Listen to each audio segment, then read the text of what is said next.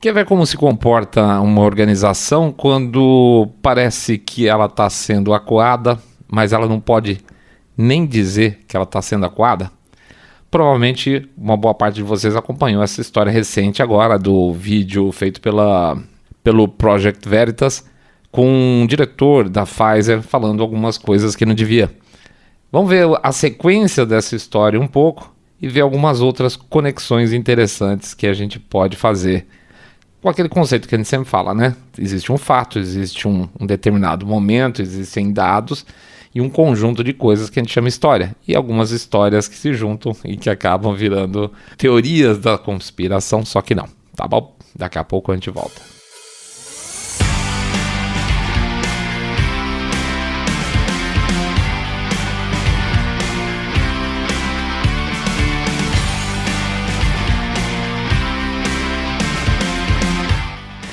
Não ficou bonito para Pfizer não.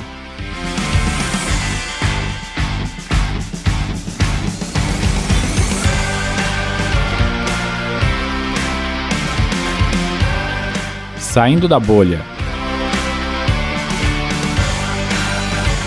Menos notícia, mais informação para você. Vamos lá, para quem não ficou sabendo da história, mais ou menos é a seguinte. Como de costume, o Project Veritas faz um esquema de filmagem, e aí que é o ponto interessante da coisa. Eles fazem filmagens de pessoas que trabalham em determinadas organizações, ou em determinadas, já fizeram com canais de TV, já fizeram com plataformas sociais.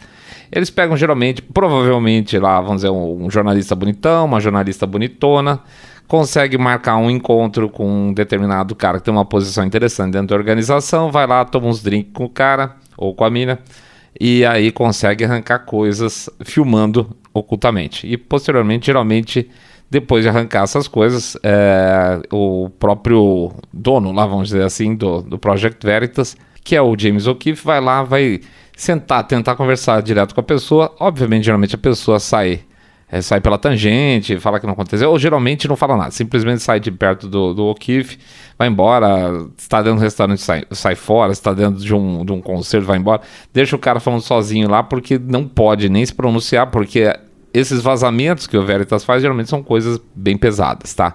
Já envolveram, por exemplo, funcionários do Twitter lá atrás falando que bania gente conservadora mesmo, e aí ainda assim era teoria conspiratória. Já falou, por exemplo, sobre fraude em eleições, lá, o pessoal que fazia a compra, arrebanhava eleitores e conseguia cédulas para conseguir mais votos para um candidato democrata. Fraudes em geral, eles geralmente caem muito bem em cima, tá? Muito bem, então o que aconteceu? Provavelmente botaram lá um jornalista bonitão para conversar com um diretor de pesquisa mundial da Pfizer, até um cara novo, foi a primeira coisa que surgiu algumas dúvidas a respeito, negro, gay, certamente. E eles fazem o de sempre, eles faz uma linha, nossa, como você é poderoso, me conte mais sobre você, e o cara contou algumas coisas internas da Pfizer, por exemplo, o fato de que eles estariam fazendo experimentos, vamos chamar assim, com o vírus da Covid, para fazer o que eles chamam de evolução direcionada, ou seja, o que seria isso aí? Segundo o próprio diretor lá, que a preferência deles, você infecta macacos com o vírus e aí você tem um macaco que está com um determinado tipo de vírus, o outro está com uma outra variante e ele mistura, ele faz um infectar o outro e você cria uma variante nova. E isso geraria a possibilidade da Pfizer criar novas variantes do vírus da Covid para desenvolver vacinas e vender essas vacinas já com as variantes novas para o mercado, o que é, no mínimo, horrivelmente antiético, tá? Para ser bem gentil e não ter problema aqui na plataforma. Passado aí, depois de alguns encontros com eles, onde eles conseguiram esse tipo de informação, foi lá o James O'Keefe, foi confrontar o cara e o sujeito ficou apavorado, ele chamou a polícia, chiricou, teve 1001 lá, foi uma cena bizarríssima o encontro do James O'Keefe com esse cara que no final das contas ele vazou coisas importantes de dentro da Pfizer. E aí no dia mesmo foi interessante que muitas pessoas que acompanham James O'Keefe, pessoas que são críticas à postura da Pfizer, também foram críticas ao James O'Keefe, que eu acho uma coisa bastante estranha. criticaram dizendo que o cara não poderia ser o que ele era, criticaram dizendo que ele foi pego mentindo só num encontro, que aliás foi a alegação do próprio sujeito. Não, eu só menti no encontro para dizer que isso está acontecendo. Mas o fato é que, obviamente, antes de colocar no ar, e a gente tem que ser um pouco respeitoso nessas horas, a turma lá do Project Veritas já tinha puxado a capivara do sujeito e visto que ele realmente trabalhava antes, inclusive, da Pfizer na Boston Consulting Group e deve ter entrado, inclusive, via BCG lá na Pfizer, tá? E ele tinha um ranking alto dentro da empresa, ou seja, ele era o segundo, um segundo escalão a partir da presidência. Tinha o Boulos, depois embaixo uma pessoa, que é o chefe desse rapaz, e mais daí em seguida ele. Então não era um Zé Ninguém, era um cara que tinha possibilidade de ter acesso às informações que ele falou, tá?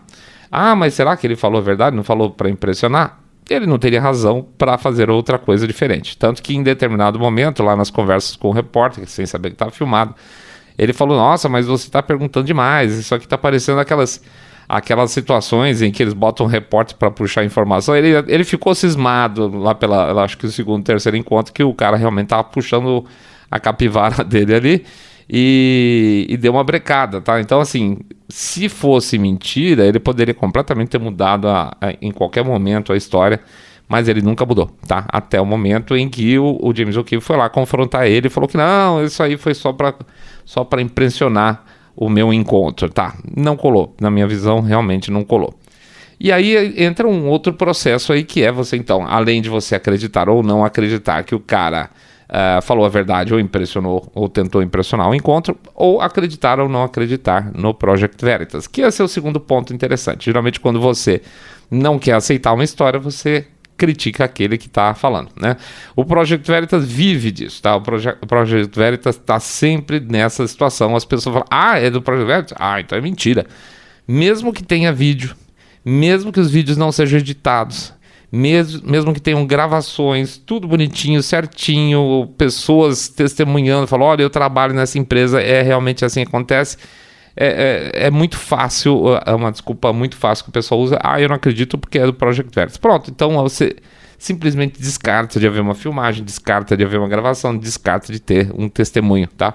É isso, ou seja, eu falo, Project Veritas é mentira. E ele, então, aspas, é muito mal visto porque ele dissemina desinformação. Aliás, a gente recebeu um comentário desses quando a gente postou recentemente aí no Twitter, cara, mas o Project Veritas é famoso por passar mentiras pra frente, na cabeça do cara, tá? E eu te digo porque é na cabeça do cara que falou isso, comentou com a gente ou comenta qualquer outra situações. Imagina essa situação específica da Pfizer ou tantas outras situações pesadas que o Project Veritas já participou, quantos processos esses caras já tomaram, tá? Inclusive tem a história de que eles tinham recebido como é que chama? A agenda não, o diário da filha do Biden, tá? Tanto que a FBI entrou nos escritórios deles lá para tomar de volta. Foi uma confusão muito mal explicada essa história, porque teoricamente eles estavam de posse do que não poderia estar, eles negaram que tinham, mas provavelmente eu acredito que esteja na mão do sujeito sim. E é muito estranho que você tenha autorização de alguma forma de uma agência federal para invadir escritórios dos sujeitos lá. Eles tomaram documentos, foi uma baixaria, tá? Então alguma coisa pesada eles têm na mão lá e eles estão driblando essa situação. Muito bem, eles nunca perderam uma causa na justiça até hoje. Jamais perderam uma causa na justiça até hoje. E outra, eles têm um programa que eles têm lá, um mini programa que eles fazem de vez em quando no canal do YouTube dele, que eles chamam lá do Retractal, né? Em que os jornalistas falam mentiras sobre eles, eles exigem que as pessoas retratem ou vão entrar com processo. E esse quadro especificamente do Retractal já tem 382 vídeos, tá? Então, do que eles saibam, tem 382 matérias mentirosas sobre o Project Veritas e todas essas 382 retrataram, tá? E para evitar problema jurídico. Então, falar que os caras são chutadores, que eles editam vídeo e aí passam desinformação, é de quem não acompanha o restante, simplesmente vai no discurso geral da turma, tá?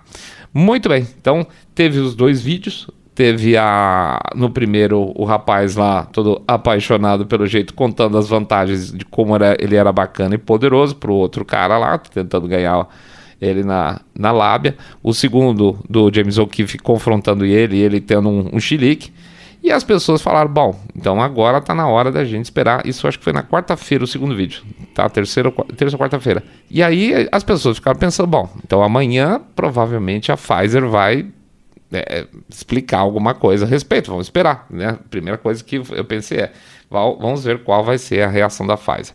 Passou a quinta-feira, nada. Passou a sexta-feira, nada. Até às 8 da noite, tá? E isso tem uma significação muito forte, porque geralmente esse é o famoso horário para que as situações sejam jogadas na baixa da mídia do fim de semana, tá? Você deixa para sexta-feira à noite, porque aí vai entrar no ciclo de notícias de fim de semana, que as pessoas vão ver futebol, aquela coisa toda. Eles sabem muito bem que a mídia não iria apoiar o Project Veritas, eles não iam considerar isso um escândalo, apesar de ser um escândalo. Então você joga essa resposta no fim de semana simplesmente para não jogar mais lenha na fogueira. E foi o que eles fizeram, mandaram a resposta às 18 horas de sexta-feira. E eu vou tomar a liberdade de ler para vocês uns trechos aqui da resposta da Pfizer, tá? A respeito dessa história toda. Como é que eles saíram pela tangente, ou como eles responderam, se eles responderam profissionalmente, se eles deram uma resposta direta a respeito, tá? Então vamos ler aqui a resposta da Pfizer a essa situação toda, tá? Vamos lá. Eu não vou ler inteiro porque senão fica muito chato. Começa assim, aspas aqui. Alegações foram feitas recentemente relacionadas ao ganho de função, gain of function, né? E pesquisa de evolução direcionada na Pfizer, e a empresa gostaria de esclarecer as coisas.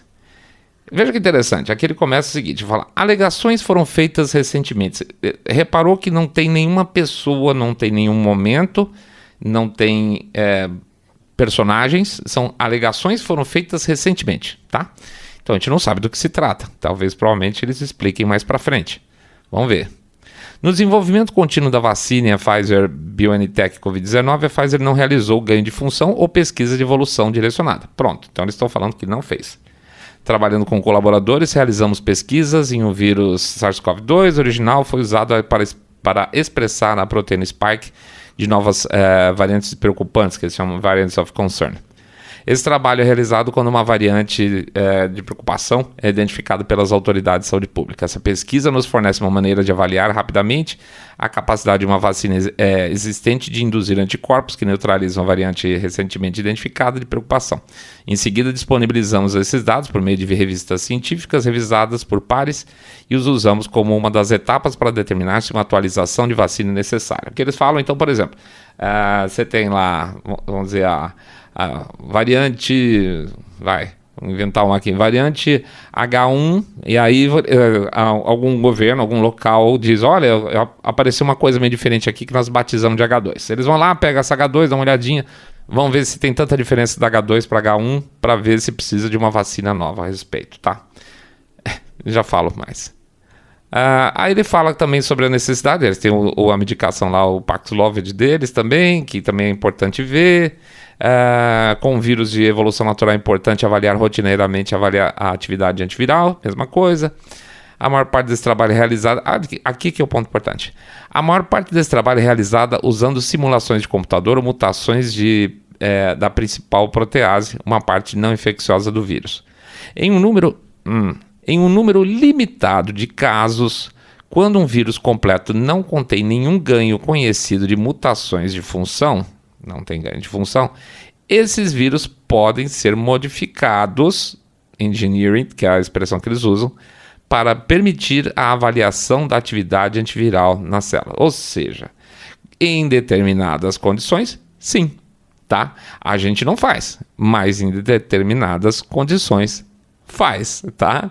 Além disso, experimentos de seleção de resistência in vitro são realizados, etc, etc e tal. Aí termina dizendo: informações baseadas em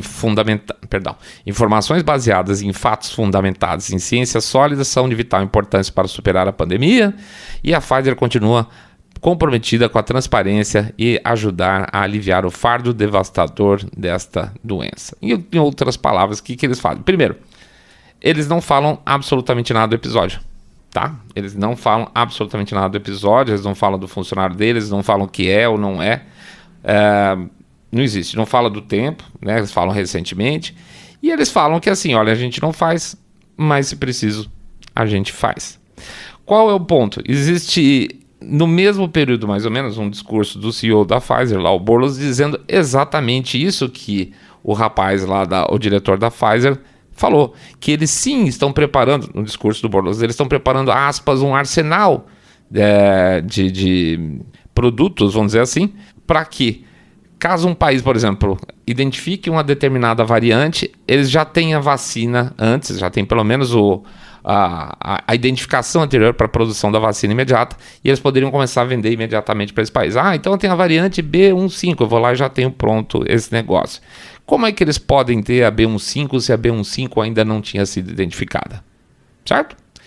Como é que pode ter em seguida a B16 se não tem a B16 ainda só foi identificada no futuro?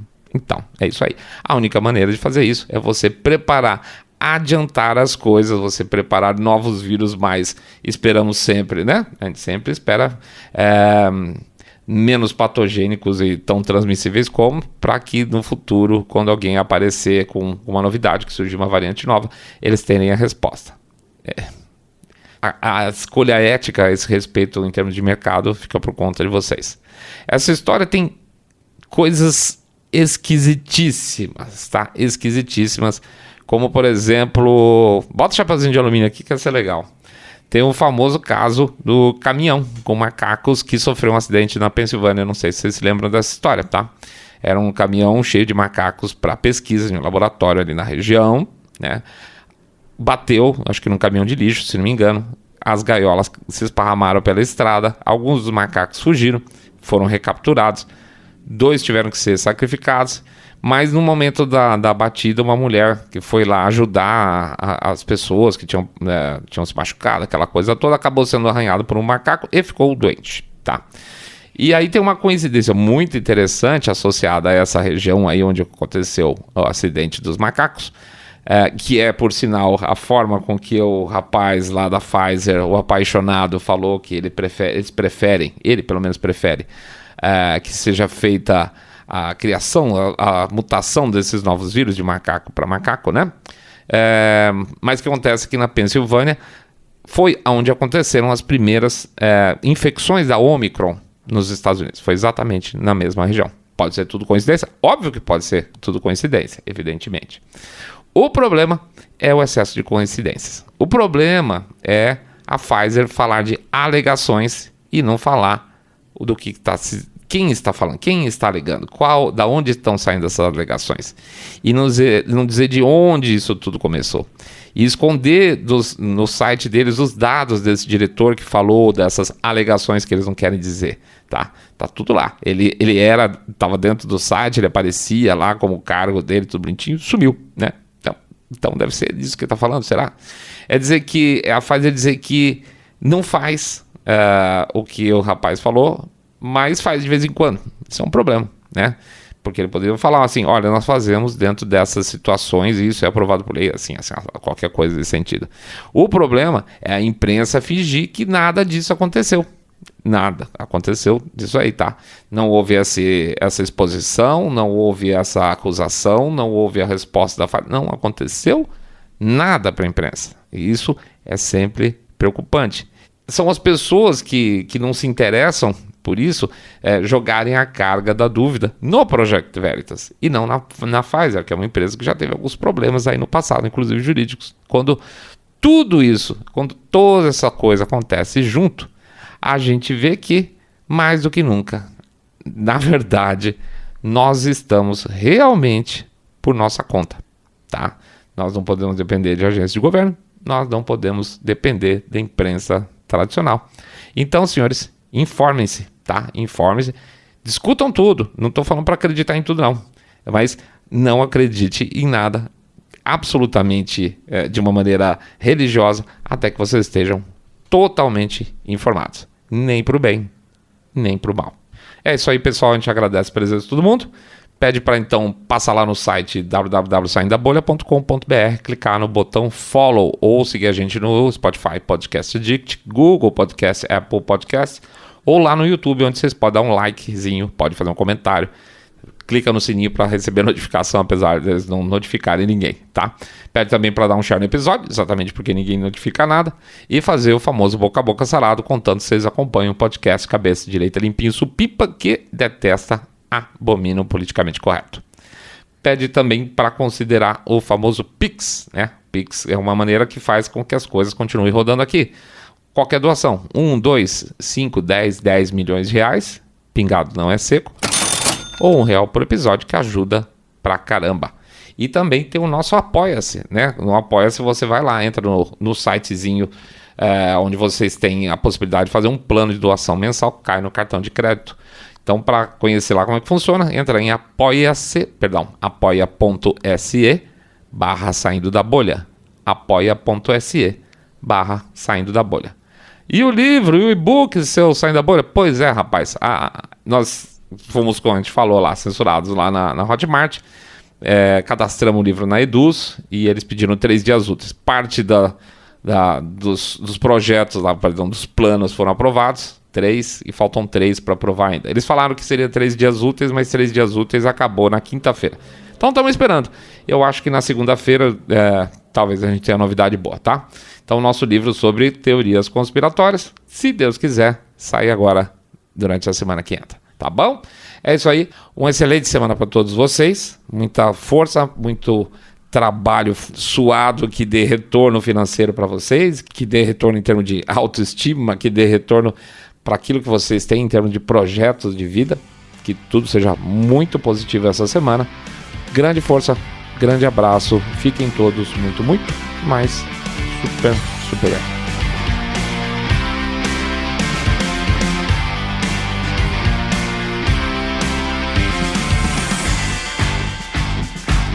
Saindo da Bolha.